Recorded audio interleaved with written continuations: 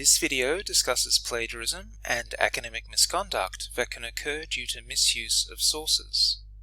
Since the principle of academic integrity is to truthfully present information about sources, it becomes a problem if sources are misrepresented or misused.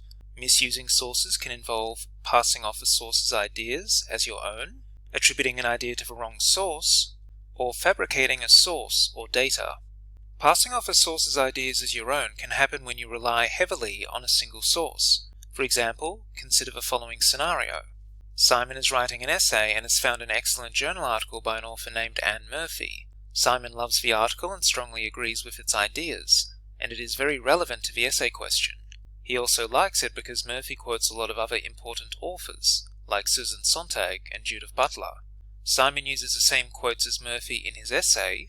However, he does not search for the original sources by Sontag or Butler, nor use any other sources in his essay. Here is an extract from Simon's essay. The problem with this passage is that it looks like Simon has read Sontag, Butler, and Murphy's works, but in fact he hasn't. He has only read Murphy, who quotes Sontag and Butler.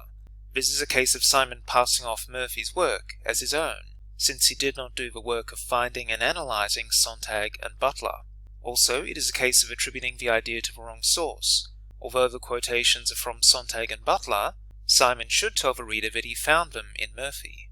Here is a revised version that foregrounds Murphy as the source of information in the paragraph. As you can see, Butler and Sontag are acknowledged, but identified as having been accessed via Murphy. This example makes it clear to all readers that the ideas are taken from Murphy, and does not wrongly imply that other texts were consulted. Consult the style guide for your required referencing system to see how you should do secondary citations within the system you're required to use. It is still a problem that Simon's essay relies too heavily on Murphy. It would be better for Simon to use diverse sources. It is a good rule of thumb to refer to multiple sources in each paragraph in order to show wide reading. To learn more about using sources in your writing, check out our academic skills resources on academic writing. Another misuse of sources and form of incorrect attribution is fabricating sources. This occurs when someone makes up a source of information that is not real, or makes up a piece of information or data from a made-up source. All research sources must be genuine and locatable through the referencing that you provide. To learn about conducting research and finding relevant sources, check out our web pages on time management, research, reading, and note-taking.